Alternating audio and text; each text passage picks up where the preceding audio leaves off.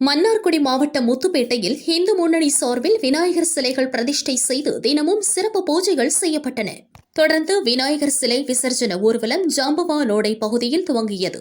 ஊர்வலத்தை பாஜக மாநில பொதுச் செயலாளர் கருப்பு முருகானந்தம் துவக்கி வைத்தார். விசர்ஜன ஊர்வலம் முத்துப்பேட்டையின் பகுதியில் முக்கிய வீதிகள் வழியாக சென்று பாமாமணி ஆற்றங்கரையில் கரைக்கப்பட்டன. 3000க்கும் மேற்பட்ட போலீசார் பாதுகாப்பு பணியில் ஈடுபட்டனர்.